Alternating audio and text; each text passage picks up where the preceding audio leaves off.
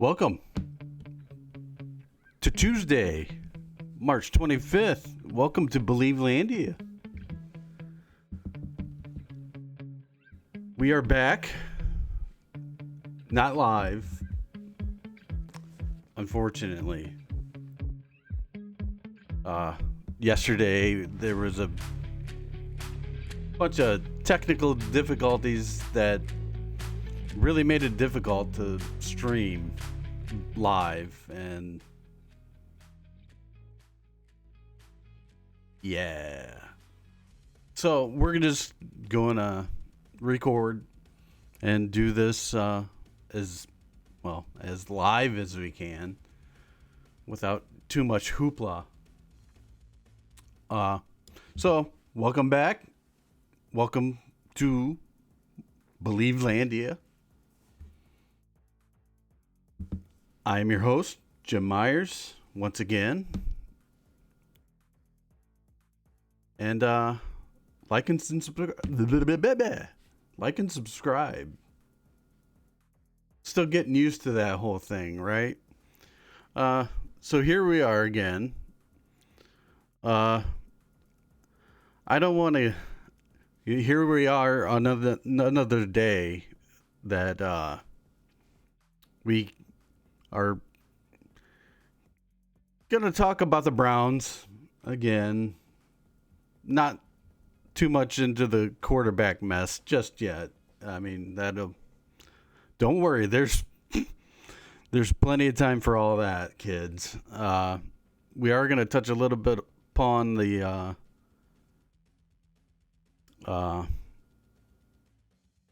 Deion talking about the golden boy Shedeur and his little thing that he said, but he didn't say. But we all know that's what they're at least thinking. So, and I hate to say I told you so, but I told you so. We're going to get into some Raw. We're going to talk a little wrestling. Give you a little, not a deep breakdown of Raw last night, but just a little review and some of my thoughts. Because that's what we're doing today. Because I'm really fucking tired of talking about the Browns all the goddamn time when there's nothing happening. So yeah, the Cavs play tonight. Hopefully they can, this should be a win. They play the Blazers late at night, 10 o'clock, because they're out in Portland. No Donovan Mitchell. I don't know if it's just a rest thing or if he's dealing with something. Let's just hope it's a rest type of thing. Even without Donovan, they should win. I mean, there's no reason they shouldn't.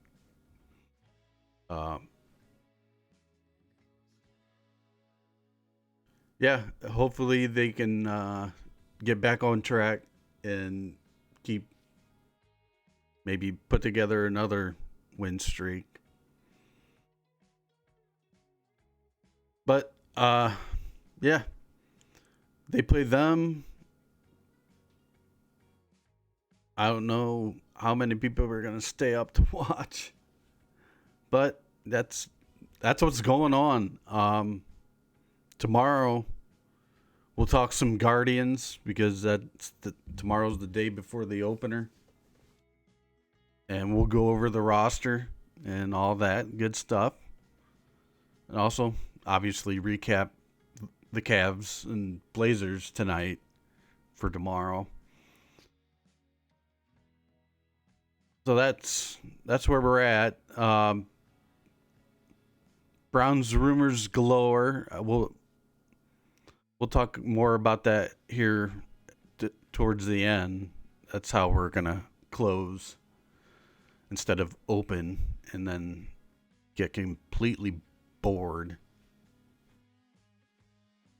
So, yeah, let's get into it. Monday Night Raw during the day, daytime, Monday Raw over in Glasgow, Scotland, homeland. Well, not homeland, but the motherland for yours truly, which is kind of cool. Uh, yeah, they've been over in Europe for the last two or 2 or 3 weeks, really. Um, and I love these. I love the afternoon wrestling thing. I really do. It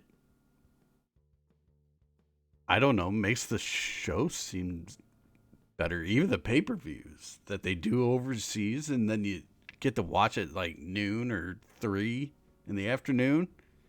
Yeah, as an old guy, yeah, give me more of that.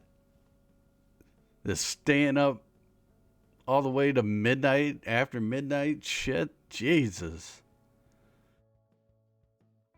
Uh, I gotta say, the road to WrestleMania, I'm feeling a lot like the majority of other people. It's a little stuck. I thought it would really get turned up when Cena turned heel. You know, I thought they were. Not saying that it would be a new NWO type of thing, but you'd think that there'd be more of a reason with the Cena Rock relationship, I guess you could say. You know, you think there would be more behind it than just Cena, just being mad at the fans. I mean, it's a bit it's a bit lazy, to put it mildly. It's the easy cheap heat for a heel. It's always you the people, you're the problem. You're my problem now. You turned your back on me. But that's after 20 years of you constantly saying, you know, screw all you and what have you. Like, come on, man. Like, I don't know.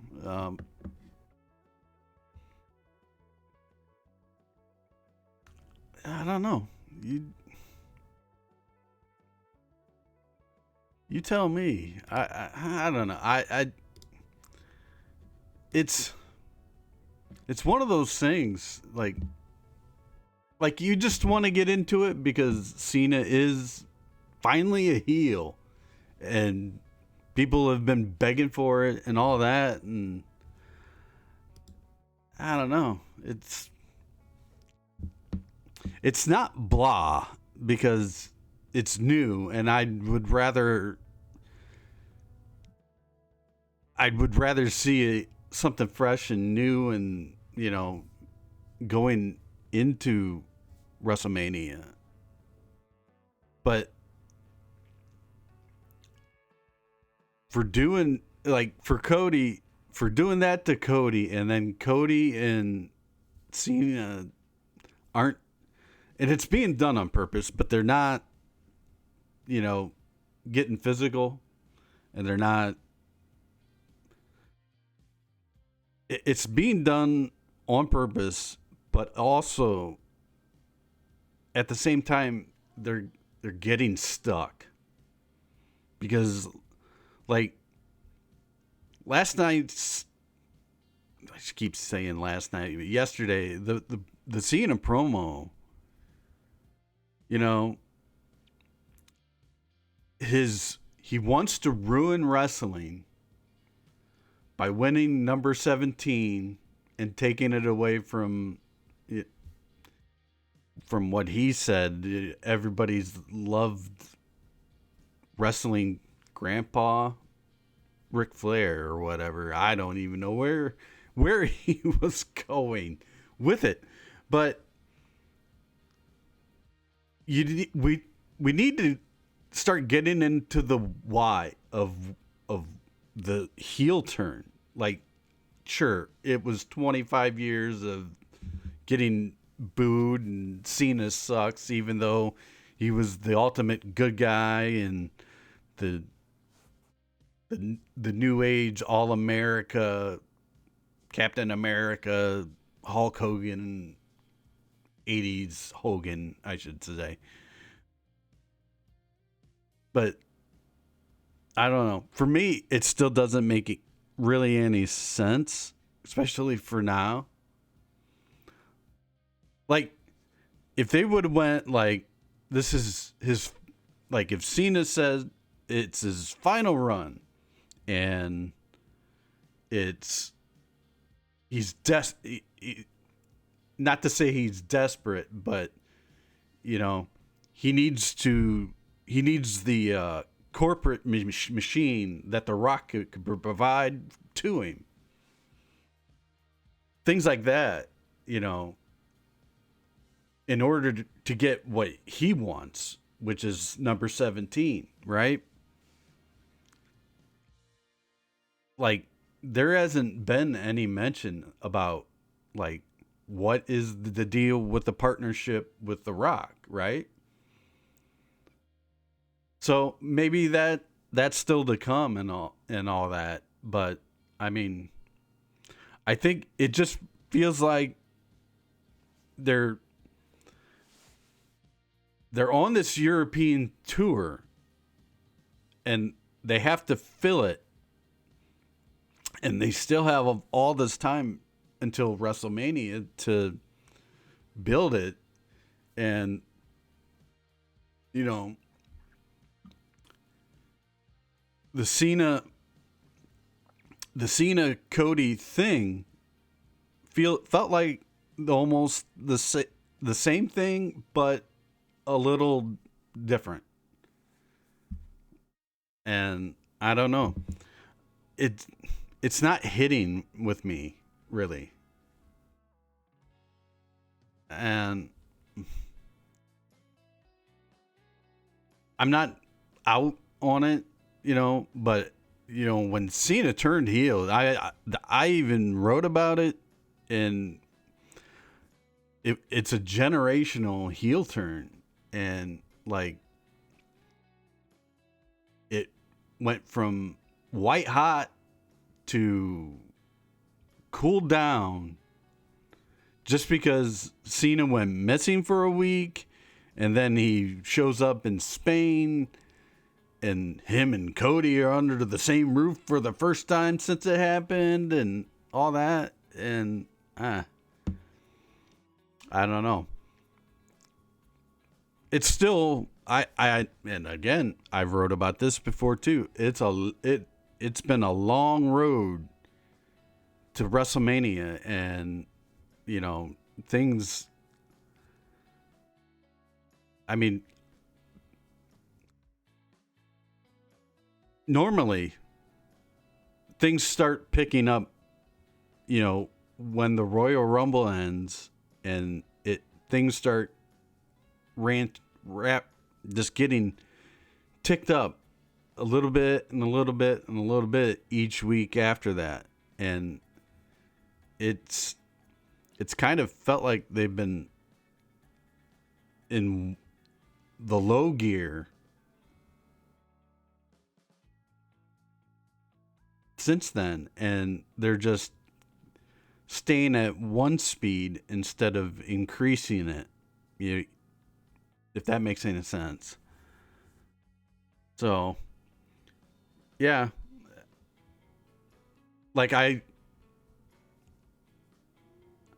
enjoy Cena's heel promos. I mean, the guy knows how to cut a promo. Me personally, I was a major fan of Dr. Thungonomics, John Cena. I enjoyed him being a heel and talking just major shit. It was, to me, it was he was a cross between Stone Cold and The Rock because he had like the hip hop flashiness, kind of like where The Rock was, and the chops of talking shit like Stone Cold. And I said it then. I'm like, this dude's gonna be the guy. And then they turned him into '80s Hogan and All American, and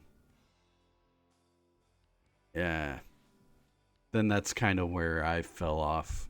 And then, like many people that were my age, you know, everybody just stopped watching until I heard about this guy named CM Punk and this other guy named Daniel Bryan, who was a amazing wrestler. And then little history lesson for me. And then I'd seen the CM Punk pipe bomb. And I was like, wow, I should probably start watching Raw again. And then I did. And then I started watching wrestling again.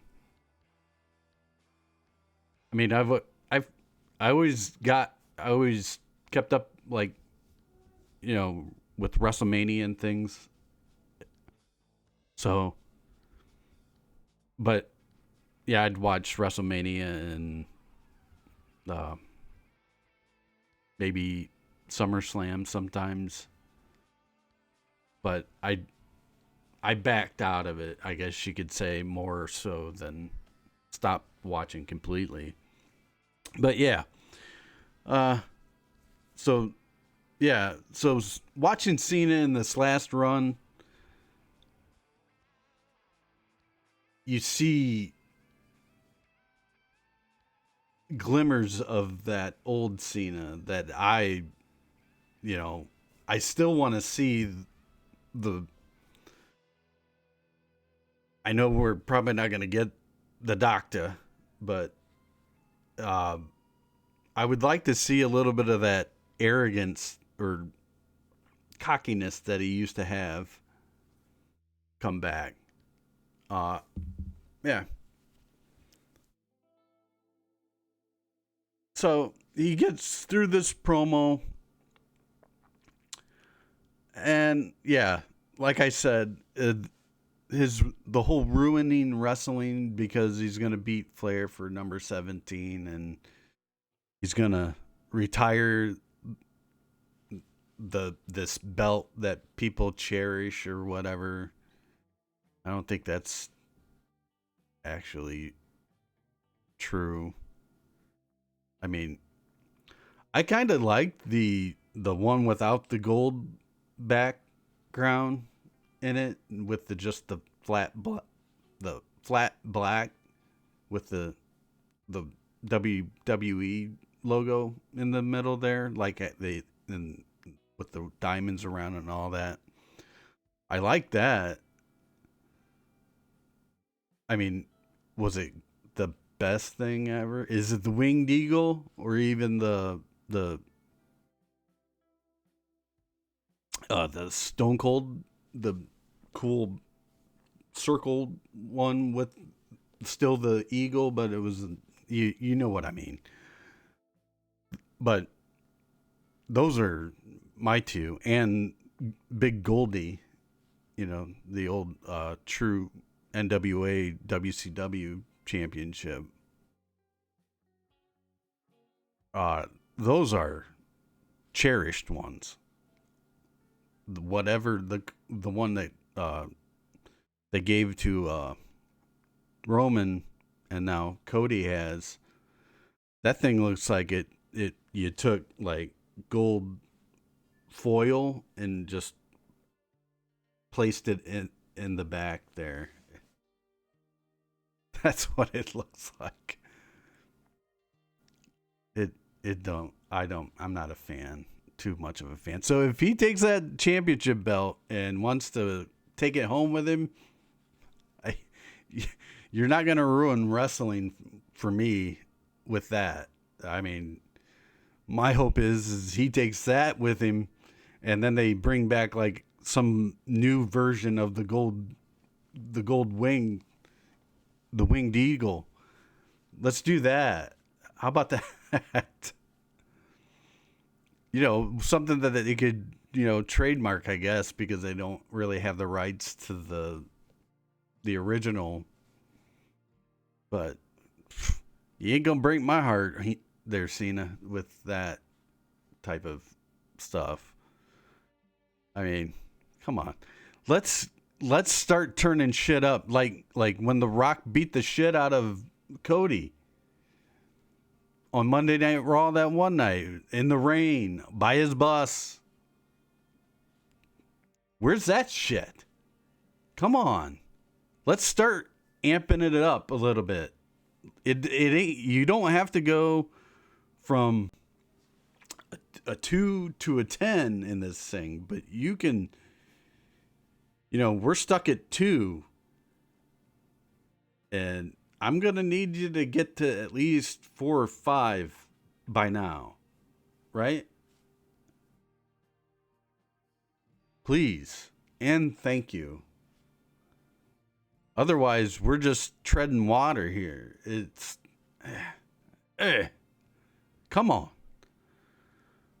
So after that, I mean, this whole night, this whole show was just basically promos and IC title matches. If that. And then, we get, Jey Uso was supposed to have this mystery partner against A-Town Down, Austin Theory, and Aussie Boy. I don't even...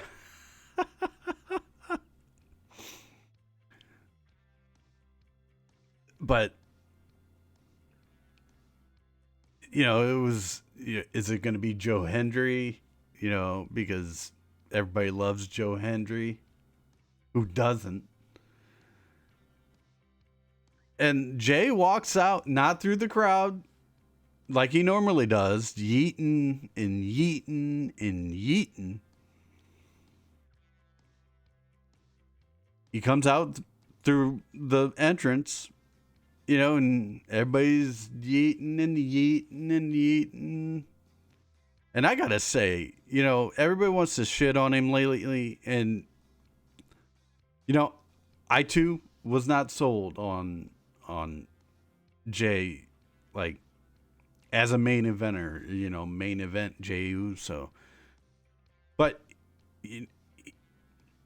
to me, he should be in that Intercontinental tier. But I get what they're doing. I mean, he's one of their biggest merch guys, and I get why he's there. I get why he's in this spot. He's also, apparently if you're part of the Samoan family dynasty there, you're in the main events no matter what, I guess. Jay's not bad, but he's also always, there are some guys that are meant to be just tag guys, and Jay is really broken out of that, and I gotta give him a lot of credit for all that. He's really worked his way as a singles wrestler, and you got to give him that. And I tell you, his entrance. Again, I'm old guy. So, but I also understand when you turn a whole fucking arena into a house party, I don't care how old I get. I I dig that shit. That what he turns the the arena into feels like a house party, and everybody just dials in, and everybody is just in sync with this yeeting thing, and it's fucking cool. It's a visual, that's for sure.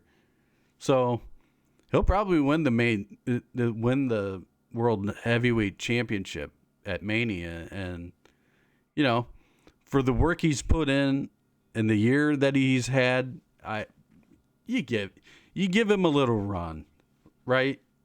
I mean, there's no harm in it, especially like the story with him and Gunther. It it's a good story. Like Gunther's this elite, established monster, and Jay is the underdog. And what is wrestling without the underdog story? What is any story without the underdog story, right? Um, Now, can he pull it off? Can Jay pull off a banger match? Yeah, probably not. Probably not. But Gunther can get it out of him. That's for sure. So there are worse things on this Mania card to get upset about more than uh, where Jay Uso is placed. So anyway, he comes out and without much of anything, outwalks Jimmy Uso. And Michael Cole and Pat McAfee. Oh, Jimmy's here. You know, the Usos are, without the Usos and the New Day really don't get too much credit as far as being like, they regard on TV like the Usos being the one of the greatest tag teams in WWE. And that's fine. It's they're there. They're up there. Heart Foundation, by the way. But Heart Foundation, Demolition, Legion of Doom. Just saying. But anyway, in this era, I guess you could say, them and the New Day really had banger matches. It's quite something to see where they're at now. Especially the New Day. But the New Day aren't the New Day without Big E, and he's probably not coming back. But yeah, without much fanfare, the Usos just quietly reunited after a year and a half. And oh yeah, that was just happening. Like you would think that they would have made that a bigger deal. Just saying. So they came out and like Jimmy, they win, of course, but Jimmy's afraid to, you know, pull the trigger on the kill shot or whatever, and that's kind of the story. I liked how they in the post stuff they kind of turned his botch into like he's not mentally locked in. I like that's a good way to kind of weave the elephant in the room into it, because there were a lot of people questioning like if he's doing this on Raw or TV, like, what happens when he gets to Mania and he just gets like way overhyped or whatever, and he's not locked in? But it it's a mistake and all that. But here's the thing too about all that. They're doing TV, right? They're doing SmackDown and Raw, but it also has this house show type feel because they're on the road, they're not on the road, but they're overseas. It probably feels like a house show tour type of thing.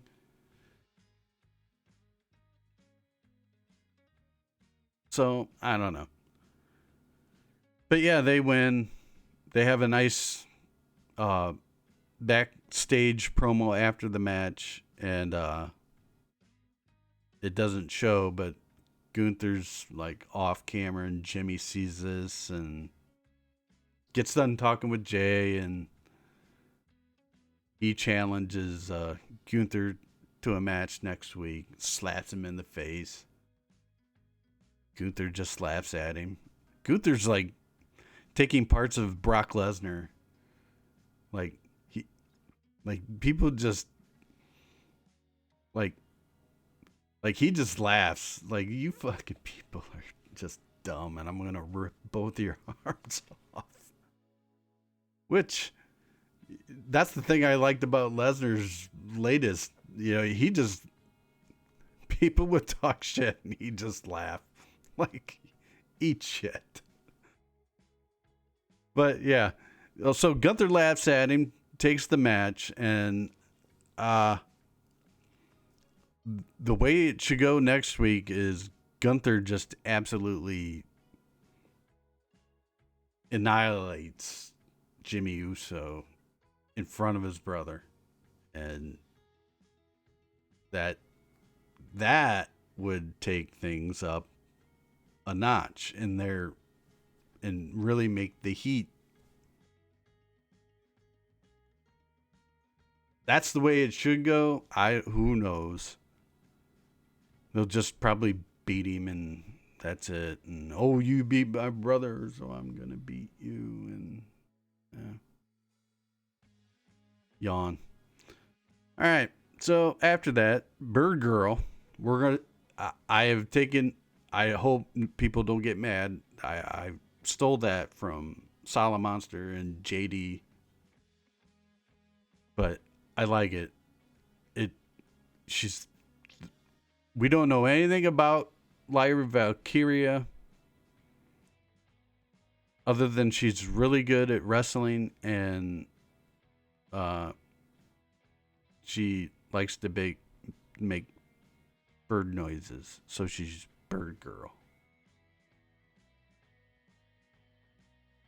More on that in a second. She defeats Raquel Rodriguez Gonzalez. Not officially, but that's what I'm calling her because they just changed her last name for no reason. So, Liv interfered. Bayley made the save. Bayley picked up the IC belt, kind of looked at it. And, oh, yeah, this is yours. This is yours. I like it. Gold. It's a good spot for Bayley, I suppose. I mean, what else is she gonna do? I mean, they don't really have her in much of a direction, so it'd be a good spot to put her in a multi-women match at Mania for, IC title. It raises that match up. Why? I get why they put the IC title on Lyra, but they need to do character work with her. The problem with Lyra Valkyria is you know nothing about her, And it's not like it's on purpose too. It's just it goes nowhere. It goes nowhere. And they've done nothing with her. They have done nothing to describe who she is, what she stands for. Um, and I don't know. That's the problem. Nobody knows. So why? And this is a lot of what I've just gone through. The main thing in storytelling is you need to explain the why. That's the big thing. There's a lot of this shit that, you're just supposed to read between the lines and stuff, and I don't like that's why things get out of hand online, is especially with some of these the toxic fans, it's because instead of you're leaving it up to interpretation, and a lot of fans just go way deep into it, and like they come up with their own stories, and if things don't work out like they have it in their head, then that's when people get mad, and it's insane, but I think that's what happens, is that people come up with their own stories, and if it doesn't end up like how they imagined it, then they get mad, and then they get real mad. And I get it, because sometimes, like in a lot of these stories, you're just left to come up with it's like you choose your own adventure, and all right.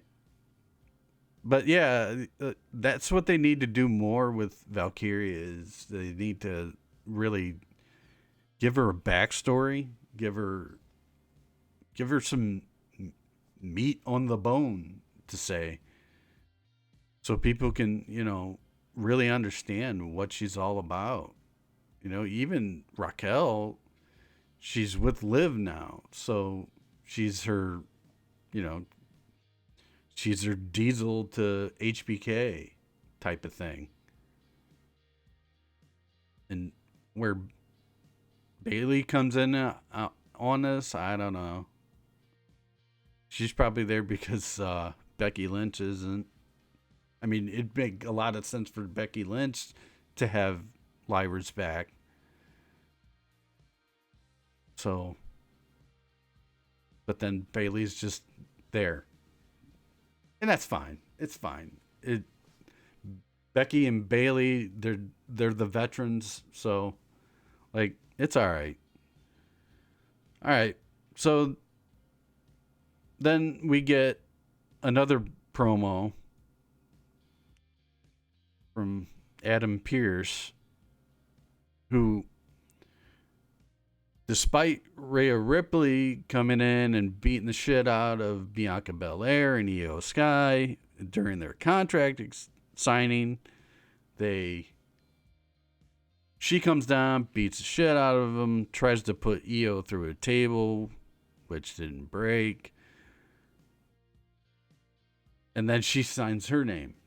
Well, after that, Pearce this week is like, yeah, you're still not getting a match. You're not at WrestleMania. You lost your title. Blah, blah, blah.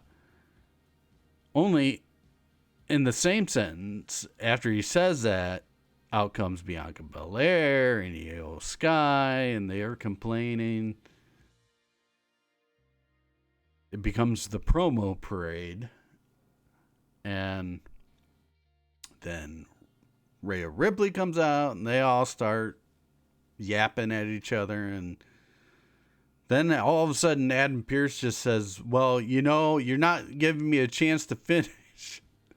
You are getting your rematch that you weren't gonna get, I guess. And then, I wonder what's gonna happen in her rematch next week. Oh, it's probably gonna be a non-finish.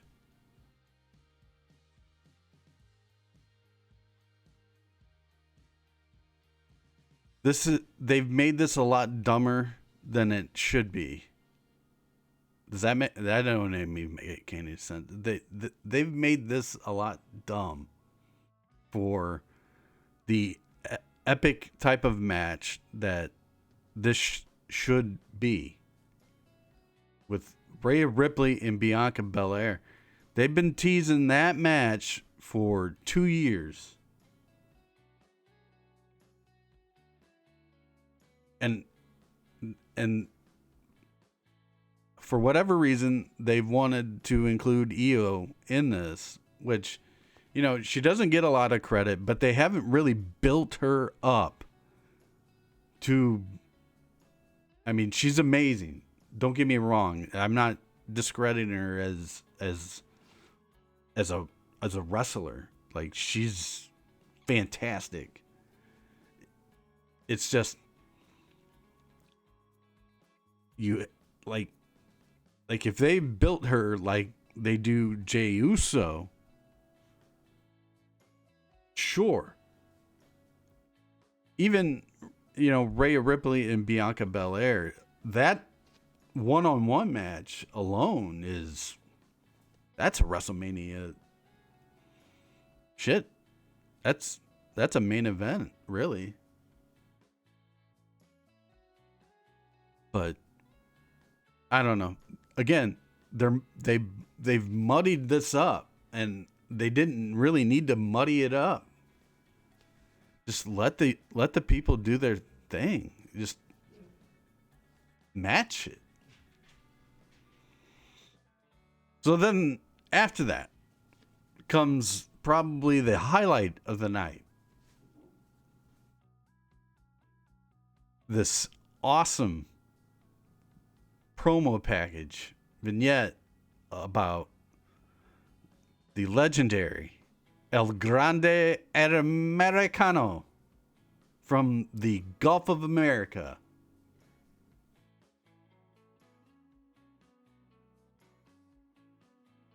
And if I wasn't watching wrestling, I would swear it was a Taco Bell commercial. If they weren't talking about wrestling.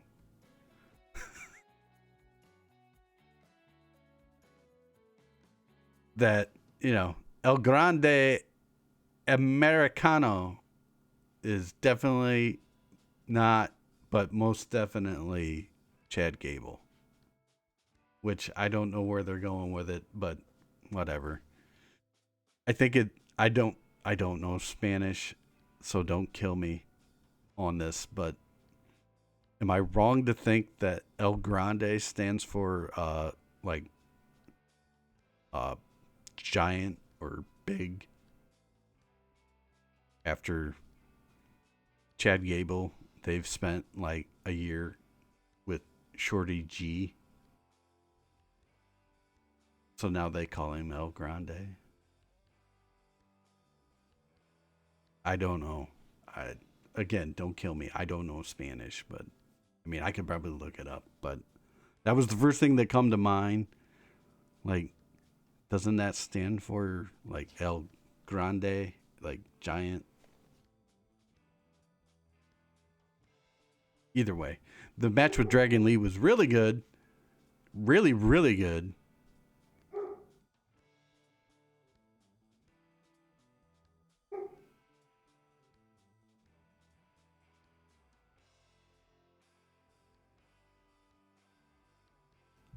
And then CM Punk for another promo which was basically the same promo without Rollins and Roman,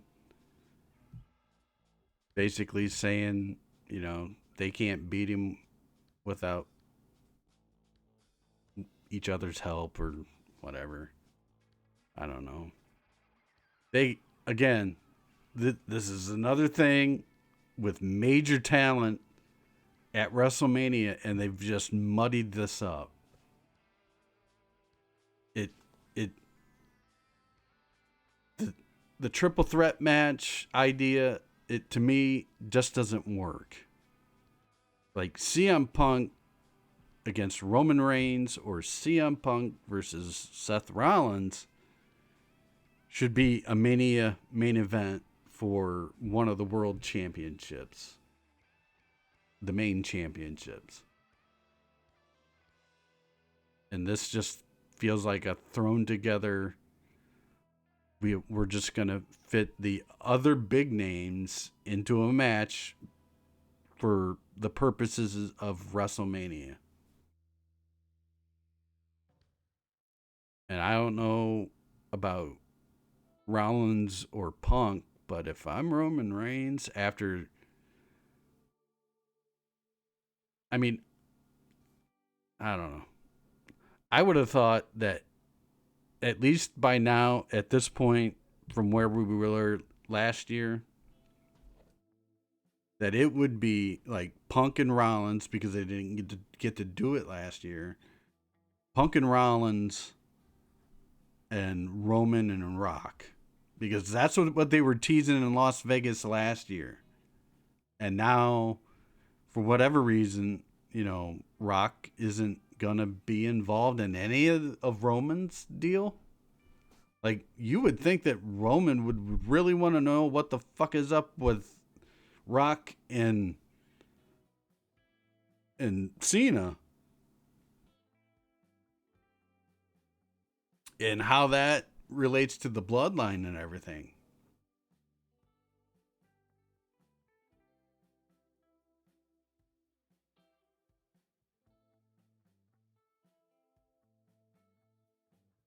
Whatever. Whatever. So we get to the main event. Braun Breaker. Braun Breaker Steiner. Braun Steiner. Can we just start doing that, please?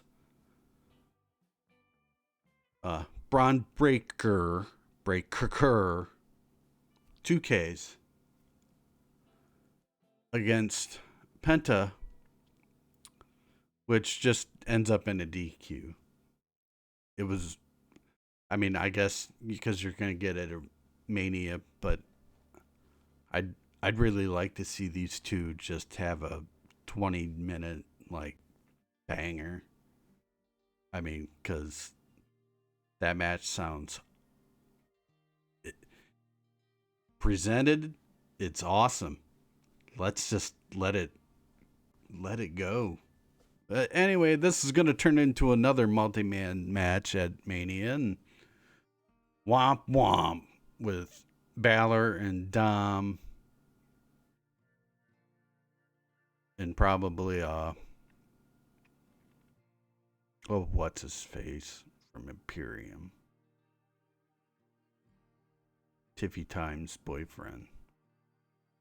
Anyway, so that's how Raw ends, and we're stuck in first or second gear, still on the road to WrestleMania.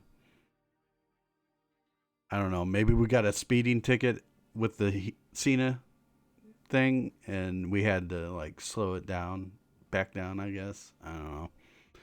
So that's Raw. I guess overall thoughts. It wasn't a terrible show. I mean, I've been enjoying the Raws on Netflix. Really, they seem looser. The wrestling really seems better because they're not. It doesn't feel like they're caged in by constantly needing to go to commercial breaks. So they everything seems like how wrestling matches should be, but looser and more uh, fluid instead of conjointed stuff slotted into little segments to get to commercial breaks. Now they actually feel like uh, legit matches, then commercials, and then you know everything seems to flow really well, and they're not 3 hour marathons that you have to slog through like SmackDown has become.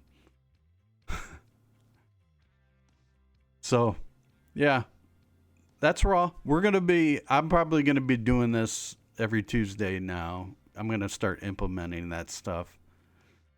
I wanted to do like a whole wrestling thing, but you know, fuck it.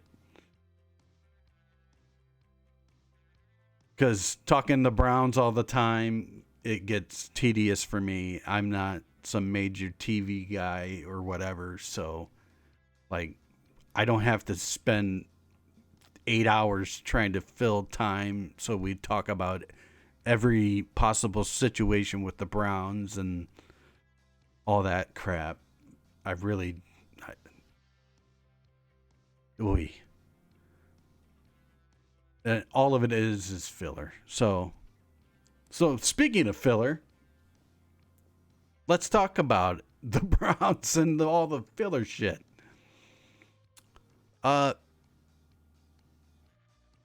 Deion. A little rumor. Well, not a rumor. I've been saying this since February. And like I say, well, let's just. There was this little thing that started circulating out on social media about Deion, and he was speaking or doing an interview somewhere. I think it was. I'm not even going to say because I can't get to where it originally was. But he came out and he was asked about his thoughts about where he'd like to see Shedeur get drafted. And the quote was, "Let's hope New York." Which, this shouldn't be breaking news. This shouldn't be like mind bending shit here. Like, I've been saying this until I'm completely out of breath. And for those in the back that don't understand, there is no way in hell that Deion Sanders, whether he has any influence or not, there's no way in hell he is rooting for the Browns to draft his son. It it just ain't happening. Now, who's to say the Browns might say, "Well, we don't care. We're taking you anyway." But at the same time, it's hard to think this for me. This is starting to feel like the whole Eli Manning situation back in the day. You know, Eli didn't want to go to the Chargers, and the Chargers were there to make that pick. And he made it abundantly clear that he did not want to play for the Chargers. And he wanted to go to the Giants. And so the Chargers and the Giants swapped picks and traded. And Eli got what he wanted. This isn't new. It's a rare thing, but it isn't new as far as the draft is concerned. I mean, John Elway, way back in the day, when it was the Baltimore Colts, jeez, threatened to go play baseball for the Yankees and all that stuff. But, I mean, to me, this feels like, because of the Mannings and all that stuff, even though people said that they didn't have any influence. You don't have influence over the NFL and all that bullshit. And Deion Sanders is a Hall of Famer. So you can't tell me that Deion doesn't have a little bit of influence as far as where he wants his son to play. Get out of here with that. I don't even watch his stuff on, I guess it's Amazon Prime, but they have their own documentary series. Shedeur himself is like, I suppose, a social media star. So, I mean, you tell me, where do you think they want to go? Cleveland or New York City?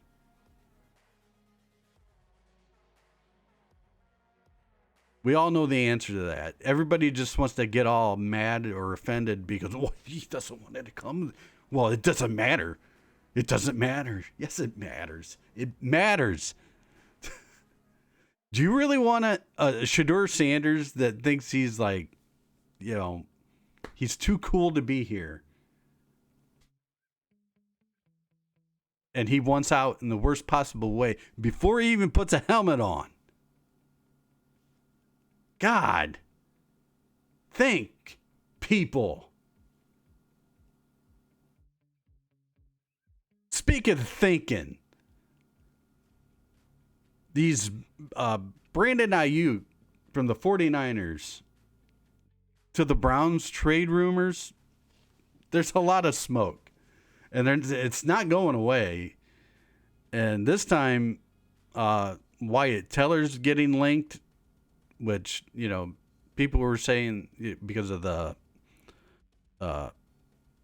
Jenkins signing, Trevin Jenkins from the Bears, a highly touted guard, and I guess they paid him like starter money. And I guess Wyatt Teller's being linked because he's, he was linked to trade rumors last year and all that. I mean, maybe it happens, maybe it doesn't. I don't know. I guess you'll find out if Aiyuk wants out of San Francisco that badly. I mean, I'd take him. You won't see him for probably the first half of the season because of his ACL tear. So, once they start tearing ACLs and stuff, they're not as fast as they used to be. And the thing about Aiyuk was the speed.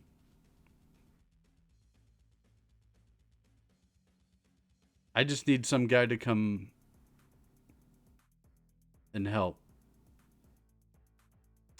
Jerry Jeudy. I need a 1B with my 1A or vice versa. But either way, those rumors are not going away, so I guess,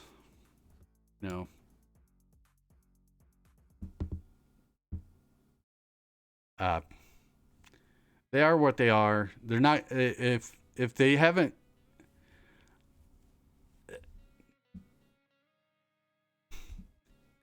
if they haven't gone away by this point and they're only getting stronger, it only means that they are there's probably more smoke to the fire.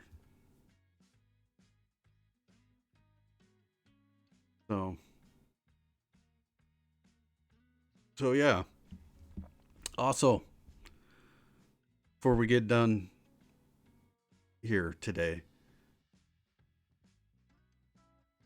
there are pro days happening, which I've seen nobody really reporting on, but apparently the Browns, or at least Andrew Berry, didn't go to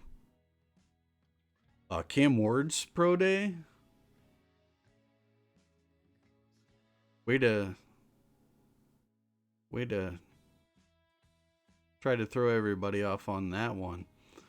But also, speaking of, we'll go back to Shedeur. Shedeur had his a few days ago, and he didn't participate. He didn't participate in the combine. He didn't participate in his pro day. So you tell me, at least Cam Ward did. But Shedeur's the number 2, right? Yeah, he's going to be elite. Legendary. Let's put him in the Hall of Fame right next to his dad. Already. If you're going to crown him, crown him. So, yeah, unbeknownst to me, I totally forgot about the pro days. They say the Buckeyes is on tomorrow, Wednesday. And yeah. These things are happening, but all these Browns insiders, nobody's given any details about where the Browns are, where the brass is going. But we all want to talk fucking draft. But you don't want to give us any indications of, where they're showing up. The franchise. Where they're showing interest. God. That would be helpful. Especially for, people like me.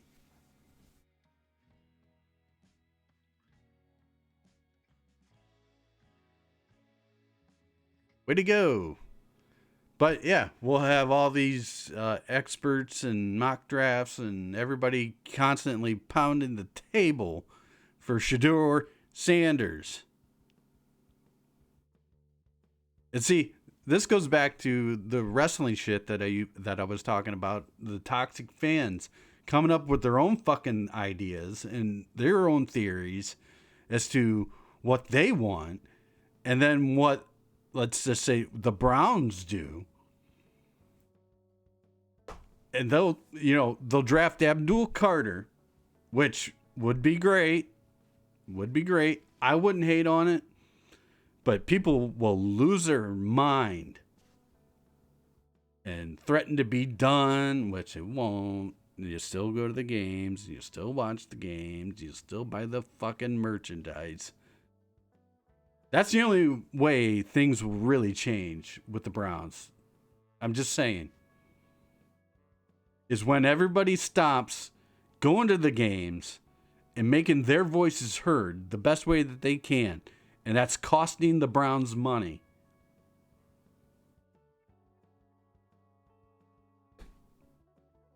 Stop buying the tickets. Stop buying the merchandise.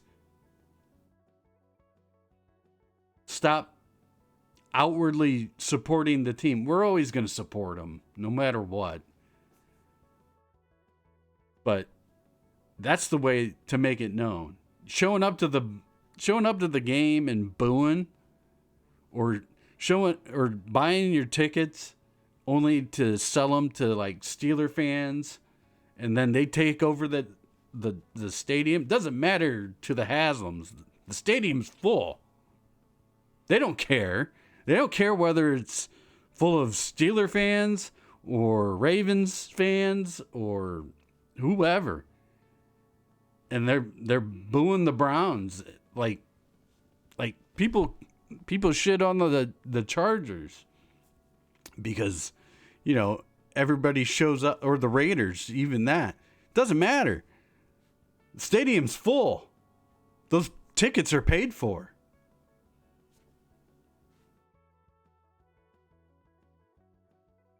Same thing. Like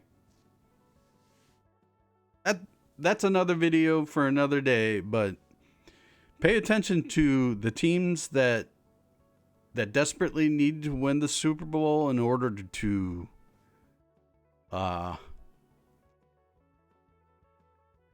save their dying fan base.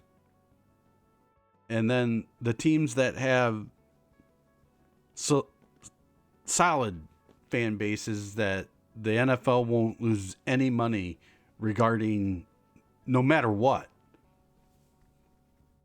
These guys, no matter what. That's why the NFL doesn't give a shit about the Browns. Because they're a cash cow no matter what. That's why they get treated like the stepchild of the NFL.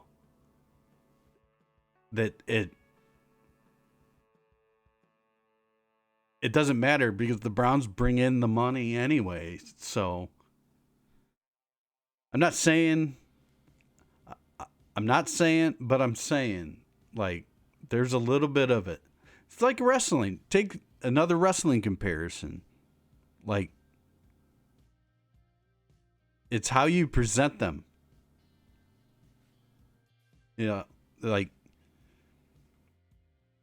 and not to say, like, when the Browns when they, like, with Baker and they were making the playoffs and all this, they started getting some push, to speak in some wrestling terms.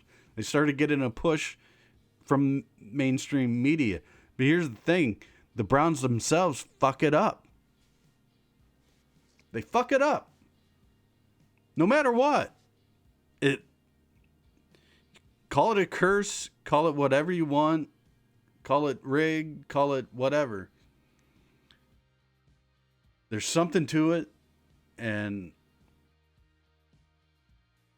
they could, here's the one thing, they could put together the perfect team and do all the things the right way,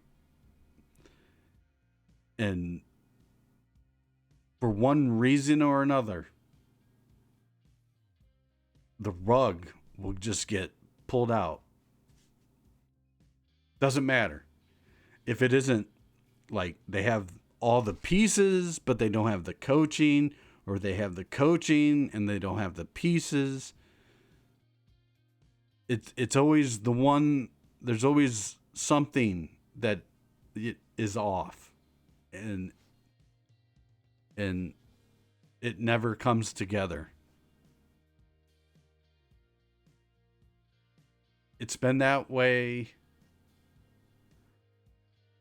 the majority of my life. So, yeah. So, on that fun note, again, tomorrow I'll cover we'll go over the Guardians opening day roster, which will probably change in less than a month. And, talk about whatever happened with the Cavs and Blazers. So, until tomorrow, I might, if something happens with the NXT tonight, something notable happens, or I just might cover it anyway, just to fill in some time. That's what we'll do. So, without further ado, I am Jim Myers. This is Believelandia. If you have not done so, which a lot of people have not, it would be awesome if somebody could like and subscribe. If you want, you can follow me on I'm going to start focusing just on Facebook. I know it's not Twitter or X. It's not the cool thing, but I'm not the cool guy. So, and I'm not going to sit here and pretend and sit here and be a part of the clicky shit. But you'll find enough of that on Facebook alone anyway. But follow me on Facebook and Instagram. That's mostly Facebook. But if follow me on any of them, Blue Sky, Threads, Instagram, Facebook. And until tomorrow, I will see you on the next one. Peace.